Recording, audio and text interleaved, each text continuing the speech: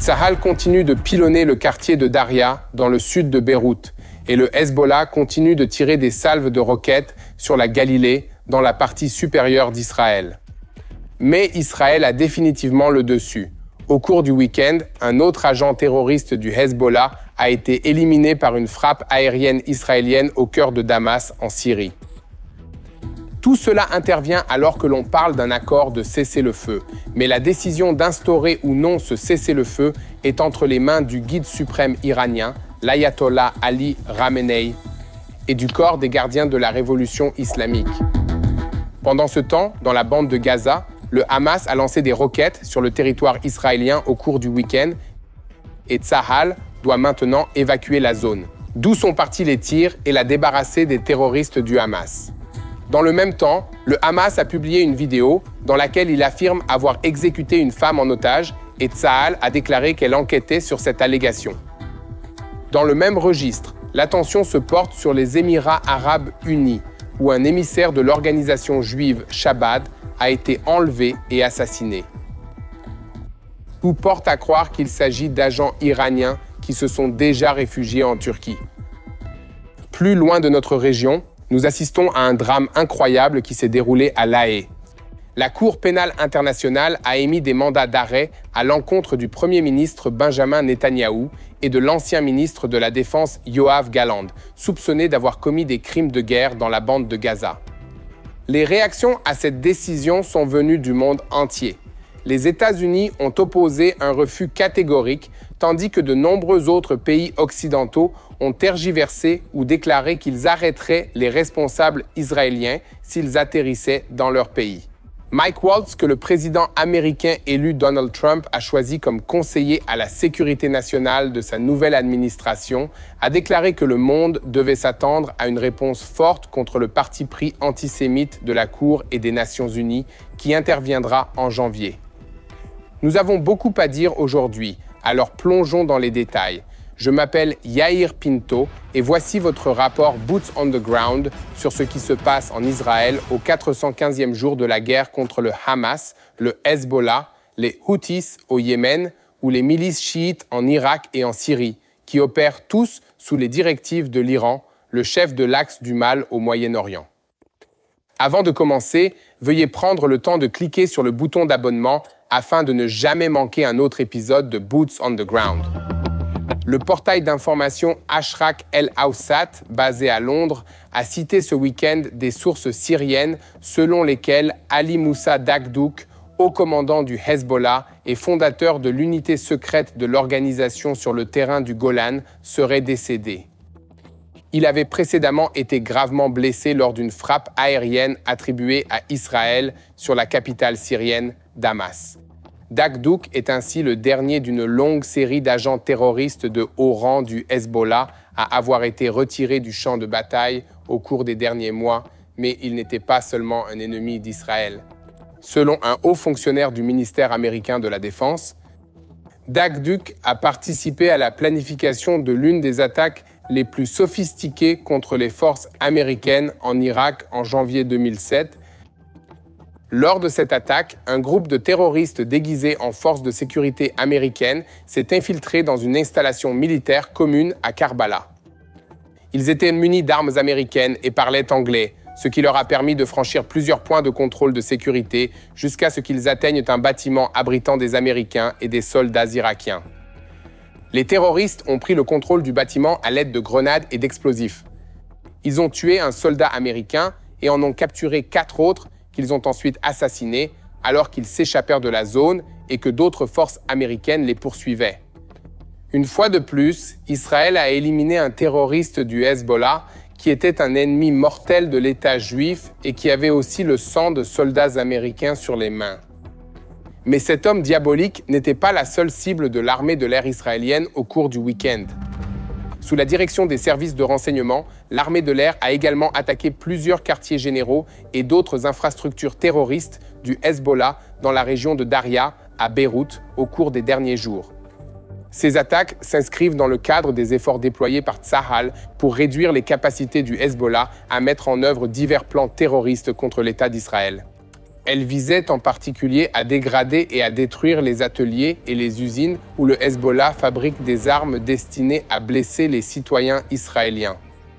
Le quartier de Daria, dans le sud de Beyrouth, est rempli de ces ateliers, souvent construits sous ou autour d'habitations civiles, de magasins et d'écoles, car le Hezbollah veut utiliser ces civils comme boucliers humains. Tsahal le sait, et c'est pourquoi, avant les frappes, leur porte-parole en arabe a publié un message d'évacuation à l'intention des habitants de la zone, dans lequel il était écrit « À tous les habitants de la banlieue sud de la zone de Bourj al-Barjaneh qui habitent ou travaillent dans les bâtiments décrits dans les cartes ci-jointes et les bâtiments adjacents dans la zone de l'événement, vous vous trouvez à proximité d'installations et d'intérêts du Hezbollah contre lesquels Tsahal agira dans un avenir proche. Pour votre propre sécurité et celle des membres de votre famille, vous devez absolument évacuer immédiatement ces bâtiments et ceux qui leur sont adjacents. Et vous en éloigner à une distance d'au moins 500 mètres. Merci de continuer à nous aider à diffuser la vérité en partageant nos vidéos sur YouTube et en nous suivant sur les réseaux sociaux. Une fois de plus, si vous ne l'avez pas encore fait, cliquez sur le bouton d'abonnement afin de ne jamais manquer un autre épisode de Boots on the Ground. Nous examinerons ensuite les négociations en cours sur un accord de cessez-le-feu visant à mettre fin à la guerre dans le nord du pays. De hauts responsables israéliens ont déclaré samedi que le guide suprême iranien, l'ayatollah Ali Khamenei, déciderait en dernier ressort de la conclusion d'un accord de cessez-le-feu entre Israël et le Hezbollah. Israël comprend que Téhéran, qui dirige le Hezbollah, déterminera si l'organisation accepte les termes de l'accord ou les contrecarre. Il va sans dire qu'il est peu probable que Khamenei consulte le gouvernement internationalement reconnu du Liban. Encore moins le peuple libanais lui-même lorsqu'il prendra ses décisions. Toutefois, l'envoyé spécial des États-Unis, Amos Hochstein, poursuit ses tentatives de médiation et devrait être de retour à Beyrouth cette semaine pour transmettre la réponse d'Israël à la dernière série de propositions faites par le gouvernement internationalement reconnu. Les responsables israéliens se sont montrés optimistes quant à la possibilité que les négociations aboutissent à un cessez-le-feu dans les prochaines semaines et ont noté que des progrès avaient été réalisés. Selon les grandes lignes qui se dessinent, un groupe de travail américain arrivera bientôt au Liban pour superviser la mise en œuvre du plan convenu. Celui-ci prévoit le retrait du Hezbollah au nord du fleuve Litani et le déploiement de l'armée nationale libanaise dans la région jusqu'à la frontière sous la supervision des unités militaires américaines.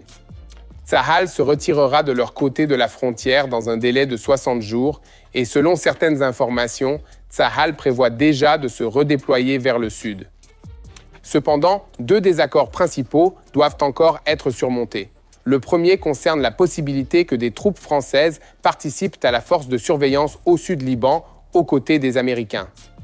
La France a des liens historiques avec différentes factions du Liban, en particulier les catholiques maronites, et leur capacité à être des observateurs neutres est très discutable. Par ailleurs, le président français Emmanuel Macron s'est montré très hostile à l'égard d'Israël au cours des derniers mois, pendant lesquels Tsahal a opéré dans le sud du Liban. Il est évident que Macron ne voulait pas que Tsahal envoie des forces terrestres au Liban pour y combattre le Hezbollah, et il a pris de nombreuses positions qui ont eu pour effet de rendre beaucoup plus difficile tout ce qu'Israël essayait de faire. Par ailleurs, le gouvernement libanais reconnu par la communauté internationale s'est également opposé à l'idée d'une participation allemande ou britannique, estimant que ces pays ne pouvaient être neutres en raison de leur amitié historique avec Israël. Malgré ces objections, des sources proches des négociations ont déclaré aux médias qu'ils s'attendaient à pouvoir annoncer un accord très prochainement. Quoi qu'il en soit, ici à TBN francophone, nous continuerons à rendre compte de tout développement dans notre secteur nord. Vous pouvez nous soutenir en participant à notre campagne de dons sur notre site tbnfr.org. Nous avons besoin de votre aide. Et encore une fois, faites-nous une faveur et cliquez sur le bouton d'abonnement pour ne plus jamais manquer un épisode de Boots on the Ground. Passons maintenant aux événements dans la bande de Gaza. Pour la première fois depuis plus d'un mois et demi, les sirènes ont été activées samedi à Kissoufim et Enach Losha, deux communautés israéliennes situées près de la frontière nord de Gaza. L'armée israélienne a signalé que 2 tirs avaient été identifiés en provenance du sud de la bande de Gaza. En réponse, Tsahal a informé les résidents de la bande de Gaza dans les zones d'où les tirs ont été effectués qu'ils devaient se déplacer vers le sud conformément aux procédures standards à la suite d'un tel lancement. Ceci afin que les forces terrestres de Tsahal puissent retourner dans la zone d'où les roquettes ont été lancées pour mettre fin à toute activité terroriste dans cette zone. Des mesures similaires ont été prises dans divers secteurs de la bande de Gaza au cours des derniers mois et elles ont permis d'éliminer les menaces. Le nombre de tirs de roquettes sur le territoire israélien depuis la bande de Gaza a considérablement diminué au cours de cette période. Pendant ce temps, les forces de l'équipe de combat de la brigade Givati, sous le commandement de la 162e division, continuent de se battre dans la région de Jabalia. Des dizaines de terroristes ont été éliminés, des infrastructures terroristes ont été détruites et de grandes quantités d'armes et de munitions continuent d'être trouvées, capturées et démolies afin qu'elles ne puissent plus être utilisées pour nuire aux Israéliens. En parlant de dommages causés aux Israéliens, le Hamas a publié une vidéo au cours du week-end montrant une femme israélienne prise en otage qui aurait été exécutée. Tsahal enquête pour vérifier l'authenticité de cette vidéo. Dimanche matin, l'unité du porte-parole de Tsahal déclarait « À ce stade, nous ne pouvons ni confirmer ni infirmer l'information ». Mais Abu Obeda, porte-parole de la branche militaire du Hamas, a affirmé qu'après avoir repris contact avec la force qui gardait les otages, qui avaient été coupés pendant des semaines, il s'est avéré que l'un des otages avait été assassiné. Il a ajouté que l'ennemi devait être prêt à faire face au problème de la disparition des corps des captifs qui ont été tués en raison des destructions importantes et de la mort de certains des ravisseurs. Tsahal a déclaré que ses représentants sont en contact permanent avec les familles des otages et les informe de toutes les informations dont ils disposent. Cette fois, l'unité du porte-parole de Tsahal a demandé au public de s'abstenir de répandre des rumeurs et des publications qui pourraient nuire aux familles des otages. Le quartier général des familles a publié une déclaration demandant d'éviter tout contact avec les familles et a noté que la douleur des familles est insupportable. Il a également été précisé que l'annonce officielle ne sera publiée que par les parties autorisées. Actuellement, des dizaines d'otages sont toujours détenus par le Hamas, tandis qu'il a été confirmé qu'au moins 27 d'entre eux ont été assassinés. Joignez-vous à nous pour continuer à prier pour ces otages et leurs familles. Tournons maintenant notre attention vers le Moyen-Orient au sens large. De graves soupçons pèsent sur un événement terroriste dramatique aux Émirats arabes unis à la suite d'informations selon lesquelles Zvi Kogan, un représentant du mouvement juif Chabad et l'un des assistants de Lévi Yitzhak Dorman, le grand rabbin de la communauté juive du pays, est porté disparu depuis jeudi dernier. Dimanche matin, la police d'Abu Dhabi a confirmé qu'elle avait retrouvé son corps et qu'elle ouvrait une enquête sur le meurtre. Les autorités israéliennes sont en contact avec leurs homologues des Émirats arabes unis pour coopérer à l'enquête. Le bureau du Premier ministre et le ministère des Affaires étrangères ont publié une déclaration indiquant que la mission israélienne à Abu Dhabi était en contact avec la famille depuis le début de l'incident et qu'elle continuait à la soutenir dans cette période difficile. Sa famille en Israël a également été informée. Le meurtre de feu Zvi Kogan est une attaque terroriste antisémite criminelle. L'État d'Israël agira par tous les moyens et traduira en justice les criminels responsables de sa mort. Le gouvernement israélien a conseillé à tous ses citoyens se rendant aux Émirats arabes unis de prendre des précautions supplémentaires et de rester en contact avec l'ambassade d'Israël. On soupçonne les meurtriers d'être des agents de l'Iran et ils ont déjà fui en Turquie pour éviter d'être arrêtés.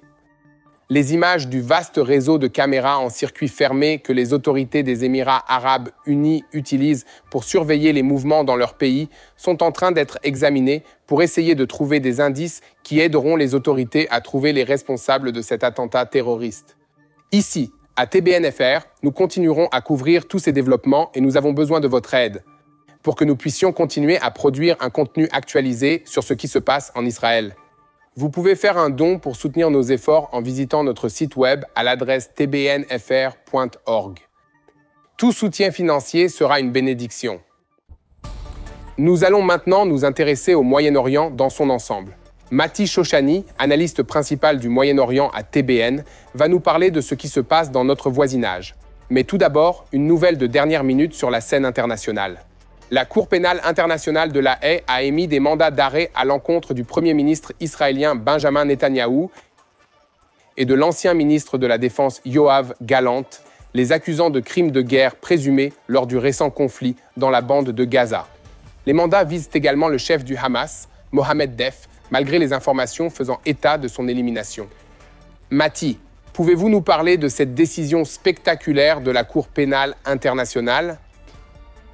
Merci, Yair. Il s'agit en effet d'un développement important et préoccupant qui a des implications considérables pour Israël, la région et le droit international. Revenons un peu en arrière. Jeudi dernier, la Cour pénale internationale, CPI, a annoncé qu'elle délivrait des mandats d'arrêt à l'encontre du Premier ministre israélien Benjamin Netanyahou et de l'ancien ministre de la Défense Yoav Gallant.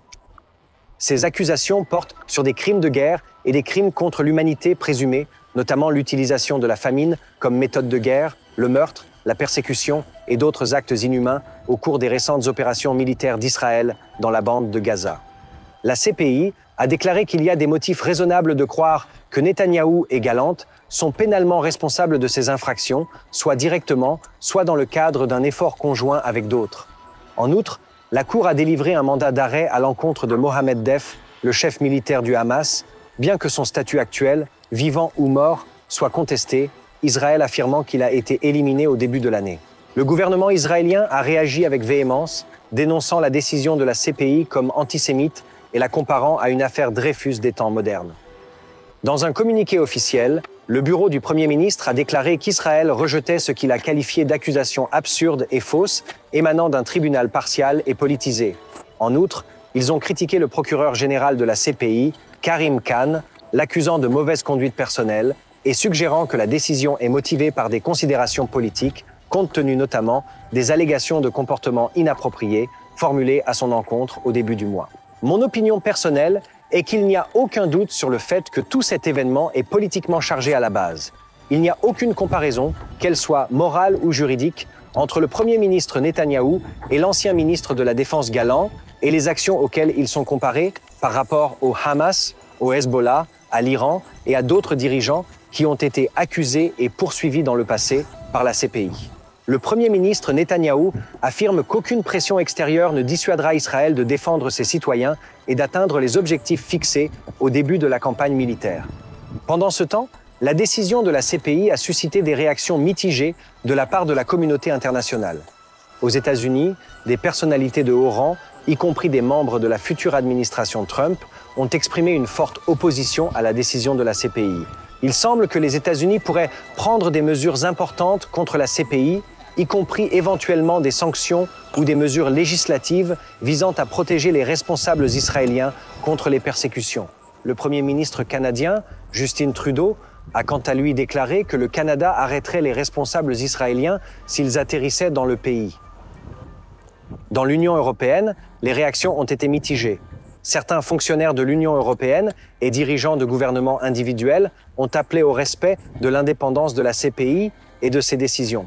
Toutefois, les réactions des États membres peuvent varier. Des pays comme la France et les Pays-Bas ont indiqué qu'ils honoreraient les mandats d'arrêt, tandis que le Premier ministre hongrois, Viktor Orban, a invité le Premier ministre Benjamin Netanyahou à une visite officielle et a déclaré qu'il n'aurait pas à craindre d'être arrêté dans le pays. D'autres pays, dont la Jordanie, ont déclaré qu'ils s'acquitteraient de leurs obligations au titre du statut de Rome, ce qui risque d'affecter les relations diplomatiques et les déplacements des responsables israéliens concernés. Là encore, il s'agit d'un Premier ministre en exercice et d'un ancien ministre de la Défense. L'émission de ces mandats d'arrêt soulève plusieurs autres questions cruciales. Israël n'est pas signataire du statut de Rome, le traité qui a institué la CPI, et soutient donc que la Cour n'est pas compétente pour juger ses ressortissants. La CPI affirme cependant qu'elle est compétente parce que les crimes présumés ont été commis dans les territoires palestiniens qui ont été reconnus par la Cour comme étant sous sa juridiction, bien que l'État de Palestine ne soit pas reconnu par la plupart des grandes puissances du monde.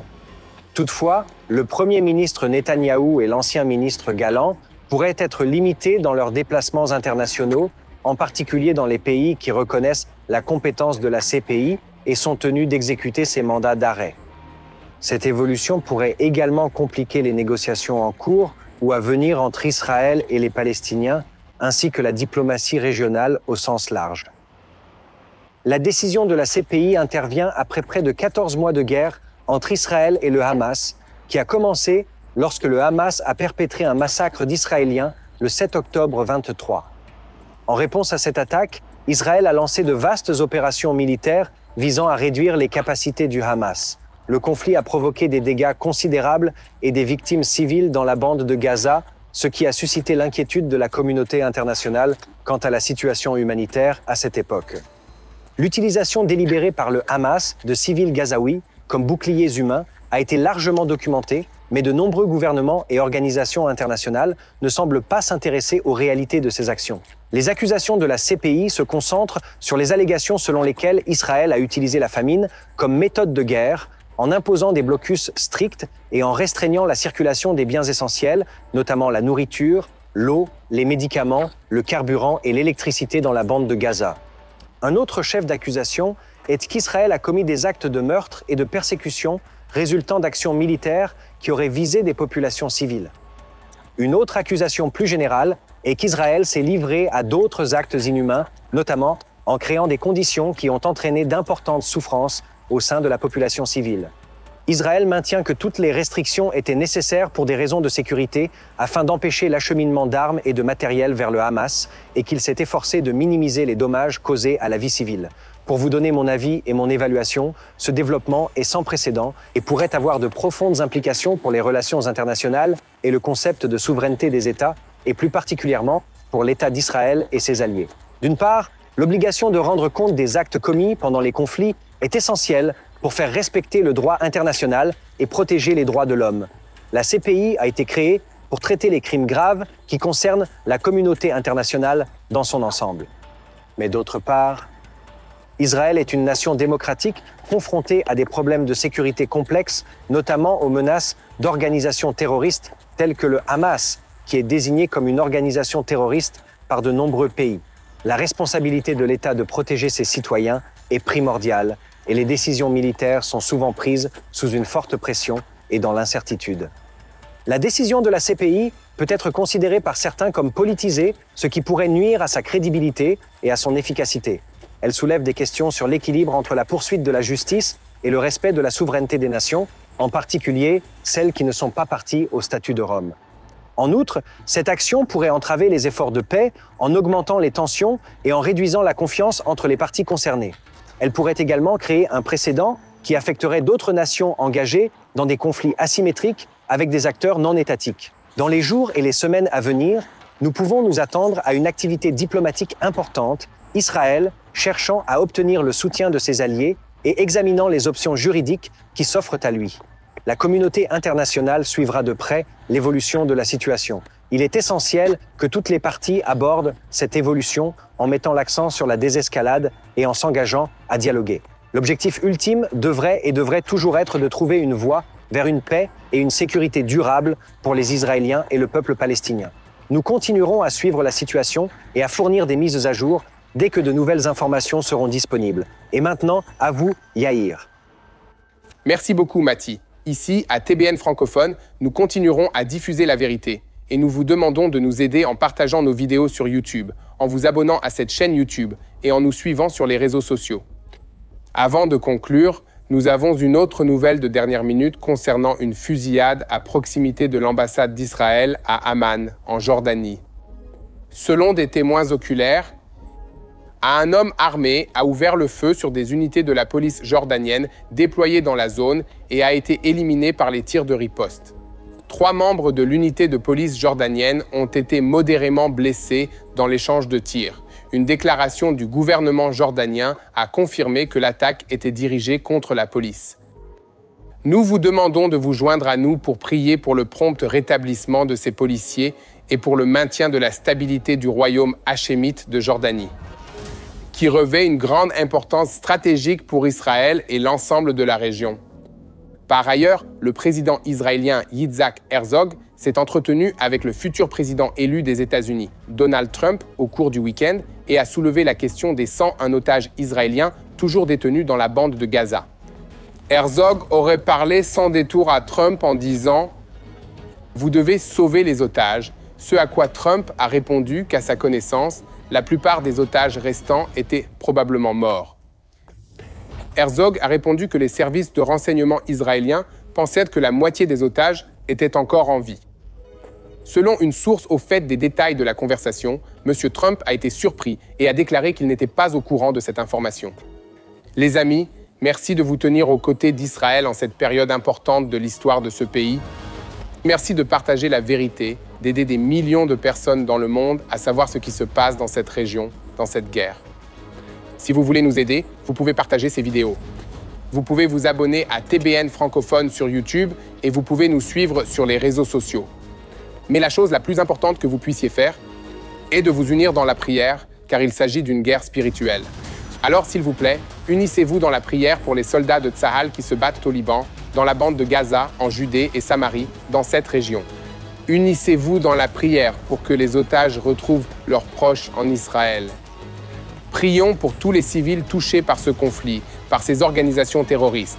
Priez pour le peuple iranien, afin qu'il ne veuille plus de son régime islamique, qui paralyse et détruit leur vie. Ils veulent un avenir meilleur et une opportunité de paix avec Israël. Et la chose la plus importante que vous puissiez faire est de vous unir dans la prière. Pour la paix à Jérusalem. Ensemble, nous gagnerons cette guerre, car Dieu est de notre côté.